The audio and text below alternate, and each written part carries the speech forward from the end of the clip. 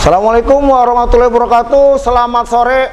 Hari ini kita bersama podcast Cerdas Tangerang Utara News.com. Hari ini kita mengadakan diskusi cerdas bersama tamu kita, Bapak Muhammad Jembar MSI, dengan tema mengenai kebijakan pengelolaan kawasan pesisir Tangerang Utara, khususnya umumnya Kabupaten Tangerang. Selamat sore Pak Jembar. Selamat sore. Sehat? Alhamdulillah sehat. Mungkin punten dibuka maskernya biar lebih terlihat siap kegantengannya. Amin. Jadi kali ini kita mengundang aktivis senior dari Kabupaten Tangerang, warga Sepatan Kabupaten Tangerang, Bapak Muhammad Jembar MSI. Apa kabar Pak Jembar? Baik, Kodi. Sehat.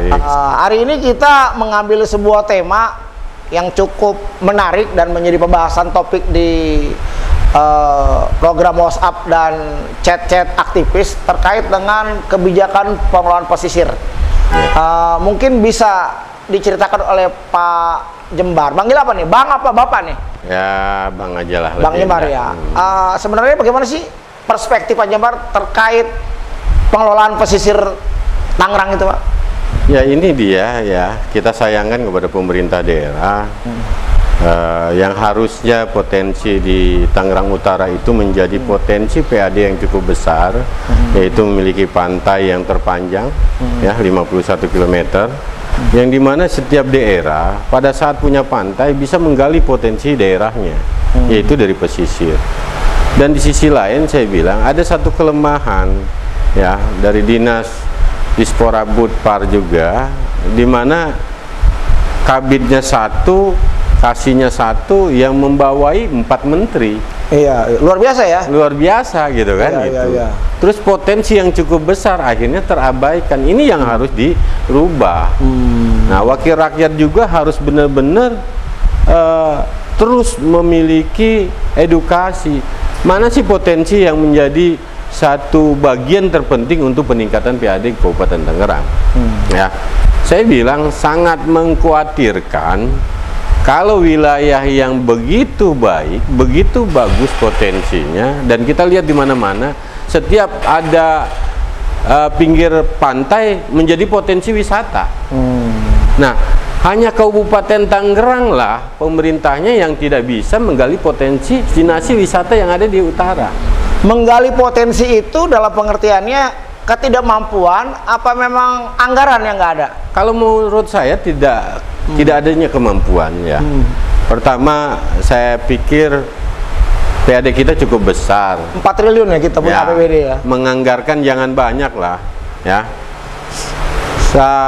Sekitar 3-4 miliar ya bertahap, saya yakin bisa, Pak Budi ya. Jadi kalau saya bilang ini merupakan kesalahan besar kalau membiarkan potensi di wilayah utara ya begitu saja. Kemarin marak itu ada pemberitaan beberapa pantai-pantai pesisir kita yang dikelola kayak di Paku Haji, kayak di wilayah Mau Teluk Naga. Itu dari pengakuan kepala desa yang kami interview, itu satu pun tidak ada yang masuk ke PAD. Bagaimana menurut pendapat Pak Jembar? Ya, kenapa liar tadi bahwa desa pada saat menggali potensi desanya setidaknya mempersiapkan perdes ya, dan banyak koordinasi dari camat sampai ke bidang pariwisata ya kan. Karena lagi-lagi kenapa terjadi liar, akhirnya adanya pembiaran karena kurang edukasi. Sehingga tadi tuh bahwa dampak psikologis atau dampak problem yang terjadi adalah daerah yang tidak mampu mengedukasi masyarakatnya. Karena jujur, saya lihat di wilayah Kuningan, Taman Kuning, 1000 Bintang itu masuk aja mobil hanya 6.000 per orang ya kan, dewasa 6.000. Begitu murah, dan itu masuk PAD ya kan. Nah, di kita kenapa liar sampai 10.000 masuk di pintu pertama, sampai motor 20.000 ya. Inilah yang akhirnya ya merusak citra ya daerah kita sendiri. Ya, bagaimana caranya saya berharap banyak bahwa peran aktif ya teman-teman aktivis juga bukan hanya mengkritisi, media juga sama, tapi yuk kita cari solusi yang terbaik. Ya, bagaimana pemerintah daerah, kecamatan, desa ya kan bisa melakukan perbaikan ini.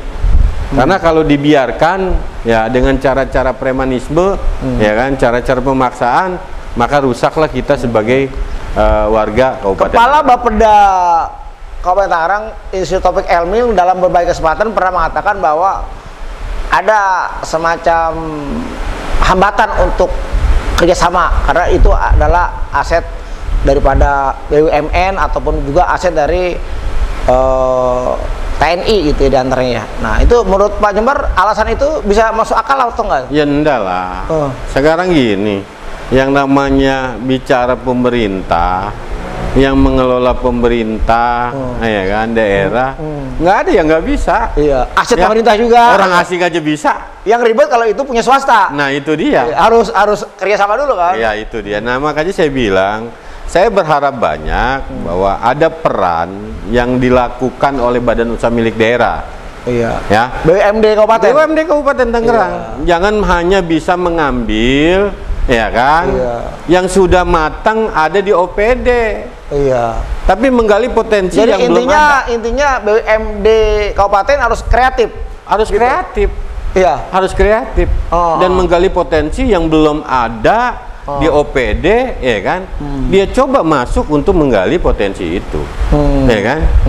Jadi kalau hanya badan jadi usaha... Pak Jembar mengatakan bahwa BUMD Kabupaten lambat berpikir besar. Sulit kalau menurut saya. Akhirnya ke PAD itu makin kecil, ya kan? Ya kalau yang udah ada ya tinggal dijalankan. Dijalankan. Yang nggak ada ya cari solusinya.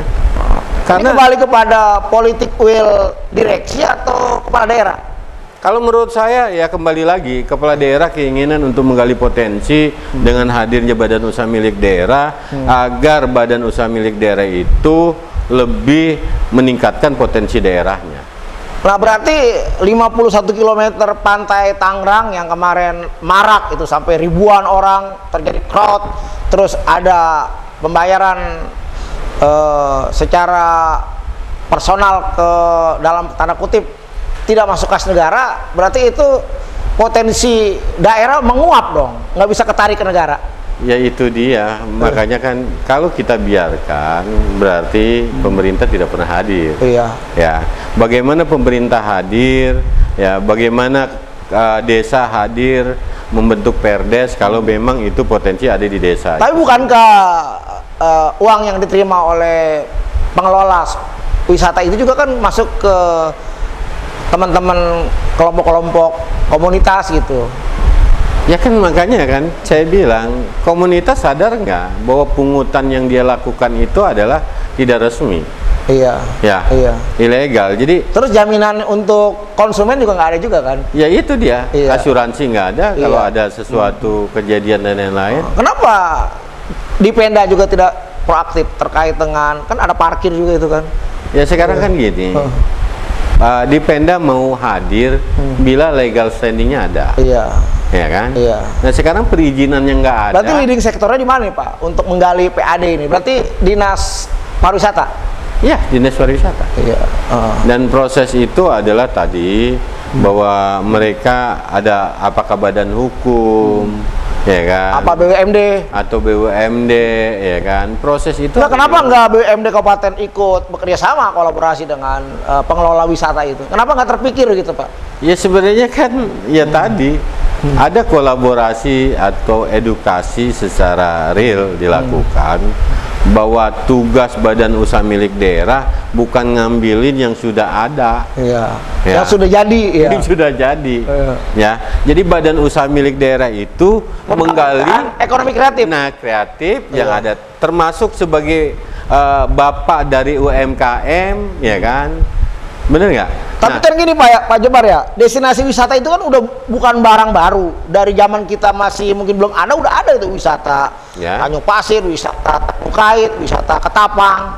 Nah persoalannya ini rentang sekian puluh tahun ini kok kita sampai hari ini tidak bisa menarik seperak pun PAD dari objek wisata tersebut, ini kembali kepada faktor manusianya atau kebijakan? Kalau menurut saya kebijakan, kalau pemerintah daerah berani ya mengajak kerjasama melalui BUMD-nya yang ada, Iya. apa yang nggak bisa? Iya.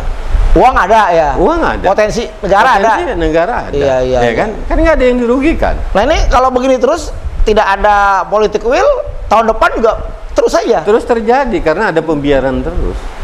Ya sekarang kalau saya bilang, Enggak, sebenarnya masalahnya apa, Pak, yang membuat nggak bisa kita bekerjasama dengan pertama, pemerintah daerah berani nggak melakukan sesuatu pendekatan agar ya destinasi yang ada ini dikerjasamakan. Ya. Iya betul. Nggak ada yang susah kok. Iya. Toh tanah negara bisa dikelola oleh swasta asalkan ya kan ada kerjasama ya kan bagi hasil atau per tahun atau per bulan bisa kok dilakukan. Aku udah pakainya ya kan. Apalagi bicara destinasi yang dimana banyak kerugian masyarakat, terutama ya kan kemacetan ya begitu bisingnya, akhirnya polisi, satpol pp sampai ke desa pun ikut sibuk. Iya. Ikut Berarti nggak ada beda dengan Anyer Serang dong? Nah itu dia Sama. lah. Makanya seperti itu. Makanya kita. Nah sekarang jadi ceritanya ini semua pantai utara itu berbayar. Ya. Iya. Jadi fasilitas publik di mana? Nah itu dia. Iya. Berarti kalau boleh dikatakan sudah terjadi privatisasi pantai, bisa kata begitu? Jadi ada pemerintah di atas pemerintah. Kalau kita lihat seperti itu, seharusnya pemerintah tidak membiarkan ya terus-terusan terjadi dilakukan oleh oknum-oknum tersebut. Ada Undang-Undang Nomor 1 2014 tentang pengelolaan misalkan oleh DPRD Banten. Nah sekarang penerapannya kenapa nggak diaplikasikan di wilayah seperti di Serang atau di Tangerang? Kenapa? Perda tinggal perda, tapi makna di lapangan tetap pihak non negara yang dalam tanda kutip yang mengelola wisata tersebut dan masuk ke kas personal semua. Itu gimana tuh? Ya kalau saya lihat kan sudah pelanggaran.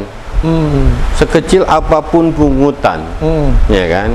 Apalagi di lokasi aset negara ya. Iya. Ya, yang aset swasta juga harus ada aturannya ya. Ada aturannya. Kan Iya. dalam Undang-Undang Keterbukaan Informasi Publik sudah jelas, ya kan?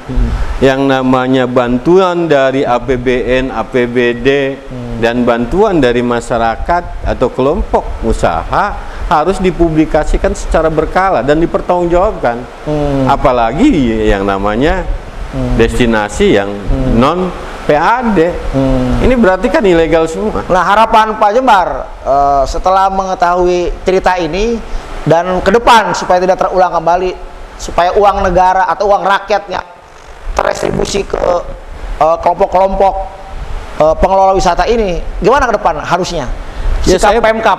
Iya. Saya berharap bahwa Pemda juga hadir, kecamatan juga hadir, dan kelompok. Selama ini nggak hadir mereka? Ya tidak hadir lah. Hadir hanya kamtipmasnya aja. Ya kalau membiarkan terus-terusan setiap tahun terjadi ya pungutan-pungutan liar yang tidak masuk kepada PAD ke kas daerah, ini harus dipikirkan ke depan. Karena ini adalah bagian dari kekayaan ya untuk kepentingan masyarakat desa. Ya kan? Kalau toh memang dikelola oleh desa, ya kan, melalui sarana apa, BUMDesnya, ya kan, dan harus jelas, ya kan, kan ada hitungannya, masuk ke pemerintah desa sekian. Apa sih sulitnya Pak itu kalau kita kolaborasi atau mengadakan kerjasama dengan misalnya Perhutani dengan TNI untuk ngelola minimal walaupun tidak masuk untuk restribusi masuknya restribusi parkir lah gitu. Apa sulitnya sebenarnya? Sebenarnya kesulitan satu bahwa edukasi dan pemberian pemahaman yang tidak ada ya. Padahal kalau menurut saya untuk kerjasama itu kalau sudah diarahkan, contoh Perhutani kita ada lembaganya ya, ada BUMDes ya, ada BUMDes dan lain resmi ya kan yang sudah berbadan hukum menyurati. Apa gini aja, apa mungkin gini kali ya, mungkin negara ketika mau mengintervensi kawasan itu mungkin karena terbentur aturan-aturan bahwa itu adalah aset pusat, aset negara, mungkin itu bisa kendala, bisa nggak? Enggak ada, buktinya Bisa, kan, iya. buktinya kita lihat Banyak di sama ya, kayak Ancol ya. Ya kayak Ancol, kayak Iya. di Serpong, Cilenggang. Iya. Swasta ya kan? ikut Hadir. masuk kas negara. Masuk kas negara, Iya. parkir maupun destinasinya, ya kan. Kolam Termasuk renang ya. asuransi. Kolam renang. Yang baru di Mauk ya. Iya. Mediterania apa? Terus juga kita bicara Cipondo, Iya, bisa. bisa. Iya. Apa yang nggak bisa? Makanya saya bilang, Terus kemarin DPRD studi banding kemana-mana itu kenapa nggak diaplikasikan ke wilayah? ya itu dia. Ngapain banyak teman-teman wakil rakyat studi banding, tapi tidak pernah diaplikasikan untuk kepentingan masyarakat Kabupaten Tangerang. Tujuan dari studi banding itu adalah mendapatkan nilai-nilai kebaikan dari apa yang dia lihat di sana, dibawa di tingkat Kabupaten Tangerang, bukan di bawahnya numpang tidur saja di sana. Nah ini yang perlu dilakukan. Karena kalau kita ya sebagai masyarakat sipil atau civil society menyikapi persoalan ini, maaf, saya mengkritisi bukan bicara kebencian. Tidak ada unsur pribadi ya? Tidak ada. Iya, Dan saya tidak perlu benci dengan siapapun. Saya sebagai warga Kabupaten Tangerang, sebagai civil society, ya kan, agar kebijakan yang dilakukan, ya kan, lebih terarah, lebih bijak dan bisa bermanfaat untuk orang banyak. Ya. Jadi bicara kebijakan itu tidak kebencian karena kita punya keilmuannya masing-masing. Bukannya kita pandai bicara, mengkritisi dan lain-lain, tidak. Satu pertanyaan terakhir untuk Pak Jembar.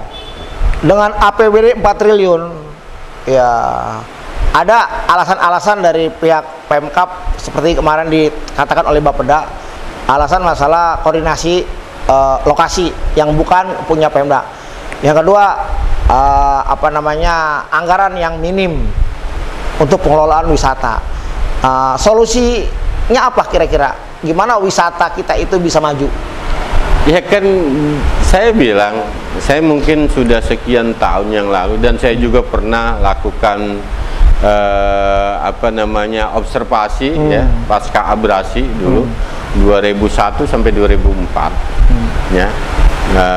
Terus juga saya menginginkan bahwa adanya destinasi wisata di Pantura. Ini jadikan satu kebanggaan yang bagi bisa orang masuk kas Tangerang. negara ya. Masuk kas negara. Iya. Kalau memang pemerintah daerah tidak sanggup dengan APBD-nya, Iya. kenapa tidak badan usaha daerah hadir, Iya. ya kan? Dan uangnya bisa pinjam, ya kan? Dengan perbankan, ya kan? Apa yang nggak bisa? Iya. Kelola, di situ akan menghidupkan kesejahteraan masyarakat dari souvenir, ya kan, dari UMKM-nya, ciri khas makanan juga bisa akan muncul. Sebenarnya brand city kita tuh apa sih kabupaten itu, Pak? Kan kalau kota Tangerang terkenal dengan festival sedanenya, terkenal dengan kulinernya, terus Jakarta terkenal dengan lenong Betawinya. Kalau kabupaten apa Pak ciri khasnya itu? Yang nggak ada tempat lain. Ya itu dia. Kita belum melihat bahwa Brand city kita ini yang benar-benar menjadi daya tarik. Iya, kalau Tangsel kan udah jelas perdagangan jasa. Betul. Iya. Nah kalau kita kan sebenarnya bisa mengembangkan Kota 1000 industri. Ya, kota 1000 industri, apa yang mau dibawa? Buktinya pengangguran juga masih banyak. Iya, malah pengangguran ekstrim tertinggi. Ya itu dia. Karena sekarang kegiatan ini Pak Jembar kritis ini kenapa sih? Emang enggak, saya pengen teman-teman yang ada di OPD jangan pernah alergi dengan kritikan atas kebijakan-kebijakannya. apa karena mungkin OPD-nya lebih posisi cari aman juga mungkin di depan pimpinan? Ya Bisa. itu dia, bisa terjadi. Iya. Bisa terjadi. Laporannya yes aja gitu. Ya sekarang gini lah, menghadapi LSM wartawan tidak perlu alergi, ajak duduk bersama, ya kan? Kalau memang itu akan terganggu, ya kan? Ya, undang setiap hari Jumat LSM wartawan yuk, ajak ngobrol, ajak ngopi, Iya. suarakan di situ, ya kan? Tidak perlu harus manggil 1-2 orang hari itu, akhirnya mengganggu, ya.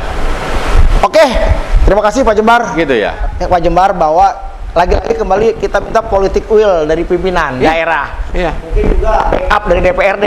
Ya. Di DPRD yang sibuk kemarin keliling-keliling bunker, ya tolong hasil bunker itu juga diaplikasikan untuk mendongkrak PAD. Ya kita kan udah terkenal, kita itu cukup banyak sekali retribusi yang yang bisa ditarik dari perdagangan jasa, dari hotel, dari MB, tapi ada potensi wisata yang sampai sekarang masih nihil PAD, dan ini adalah sebuah PR. Mungkin saya harapkan ke depan mungkin pemimpin nanti, bupati pasca Jaki Iskandar bisa pemikiran yang inovatif dan kreatif. Mungkin sekarang Pak Jaki masih ada waktu setahun lagi untuk mendobrak bentuk pelayanan-pelayanan yang lebih maksimal, karena kan hakikat daripada kegelisahan warga itu adalah karena minimnya pelayanan, ya, dan pelayanan yang maksimal itu adalah idaman dari masyarakat. Oke, itu dari saya, mudah-mudahan bermanfaat dan kesimpulan ini bisa menjadi edukasi untuk masyarakat bahwa negara, swasta, masyarakat bisa berkolaborasi untuk peningkatan pendapatan asli daerah. Terima kasih. Assalamualaikum warahmatullahi wabarakatuh. Waalaikumsalam warahmatullahi wabarakatuh. Ya, terima kasih atas undangannya di Prokes Tangerang Utara News, dan terus berkarya, terus berinovasi, menjadikan media edukasi, media yang menjadikan kebanggaan masyarakat Tangerang. Sukses selalu buat Tangerang Utara News. Terima kasih. Wassalamualaikum warahmatullahi wabarakatuh.